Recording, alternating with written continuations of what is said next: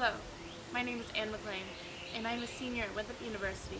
I am studying to get my Bachelor's of Fine Arts degree with a concentration in sculpture and another in photography. I have made 2 separate installations for the senior show. The first show I'll be discussing is for my photo concentration. I decided to focus more on film processing and alternative printing rather than the technical skill of taking a photo on a digital camera and using lights. In the summer of 2019, I decided to take on a personal project, and I documented my father doing what he loves. He records statistical data of shorebirds and waterfowl on a government-owned and run island, Bulls Island. A short backstory on this island is that a man owned it, and he granted the island to the U.S. Fish and Wildlife Service in his will. Before that, though, he built a singular house and also released non-native species onto the island for his enjoyment. What my father does now is track bird species and how many there are across all seasons to track their migration and breeding patterns in different parts of the island. He has been coming to this island since his 20s, and my grandfather went before that. I documented him doing these surveys because it made me feel even closer to him than before. All 3 generations have been big on documenting the island over the numerous decades, and I naturally took this on to continue it. I even used the exact same cameras that they did. I never took these photos with the intent of anyone but my family seeing them, but it just felt like the right set of photos to use since I wanted to explore a more personal project for my senior exhibition. I fell in love with darkroom work. It made me slow down in life and gave me time to reflect and think. I often gravitate towards repetitive processes and sometimes tedious work. I would spend hours in the darkroom without phones or distractions, and I would come out with my clothes smelling like photochemicals. I shot all the images of my father on his old Olympus 35mm camera. It was his camera from college. For printing, I got my hands on this chemical commonly referred to as liquid light. It allows you to spread it on top of any surface you can imagine and produce a picture onto it. I decided to enlarge these photos onto some heavyweight fabric because I love the flexibility of it and how it flowed. I purposely left all of the sides of the film and any physical imperfections and edges made by the chemical. It added character to it, and it makes it more complex than if they were crisp, perfectly exposed images in a frame. In the middle of the wall of fabric photos are some sheets of steel, which were stuck into a forge and forced to curve and fold like the fabric does. I then laid some of the fabric photos off-center on top of these metal sheets to mimic the curve of the metal beneath it. I arranged the photos onto the wall to resemble and connect back to the classic darkroom contact sheet. When taking a long step back away from the wall, all the photos are inside of an applied frame, connecting it all back to the classic photos within a frame on a wall. I have already photographed and documented so much more since creating these fabric photos. I have found photos documenting the island's regrowth after natural disasters and photos of my father from his younger years that I have slowly been working on to restage.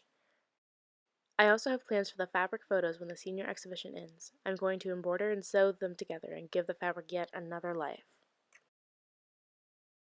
This installation is one of the most personal photo pieces I have done. In the past, I've never really connected my photo work to personal, deep meaning like I have with my sculpture work. I was only focused on practicing and improving my technical skill.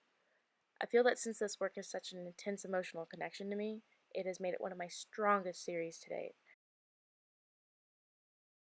Doing this project has made me appreciate this beautiful island, my father, even more, and I hope to make the cut to be added to the multi-generation documentation effort.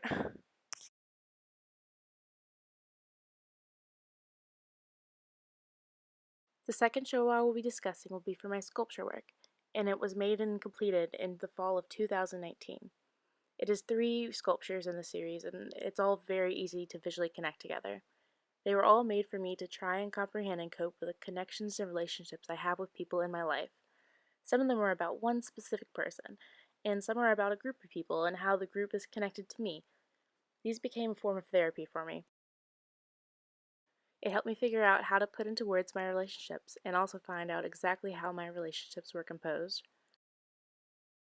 However, I do not find it necessary to disclose exactly who these pieces are about and what their relationship is to me. They hold enough symbolism to have anyone who interacts with them make their own connections and interpretations. Not knowing my story will make the viewer connect to the pieces themselves. When I documented this, I controlled every single variable I wanted to. I controlled whether or not there was real food, fire, and the color of the light. I had to change my piece a lot to fit the gallery, so there's no longer any blue light casting beautiful shadows down below. There's no real food or fire. There are common symbols and themes throughout all my pieces. All three have a piece of furniture featured in them. All these metal pieces have the same design plan on them. They are very rigid and geometric, all consisting of 90-degree angles. I used furniture because of what it means to people. Everyone has furniture, and everyone can connect some story or event to their life with a chair. It could be that a chair has a lot of fond memories of restoring furniture together with their mom, or they sat at a kitchen table and had a serious talk with someone. All these pieces are painted red, which holds feelings from anxiety and anger all the way to love. The biggest thing that all these things have in common is that all three pieces require you to interact with them. Each one has a hidden environment inside that only the person who will realize to go up them will reveal.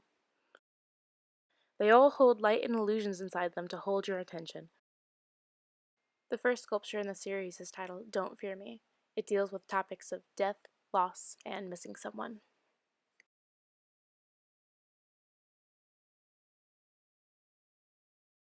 The second sculpture, titled A Smaller Dream, is about me and a specific person, and it deals with topics of toxicity and self-image issues.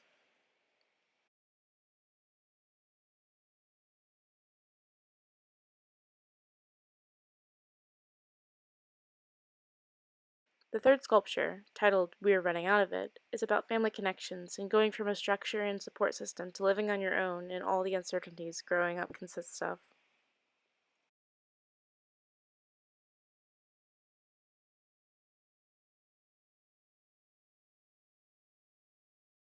All three pieces hold feelings of eeriness and uneasiness.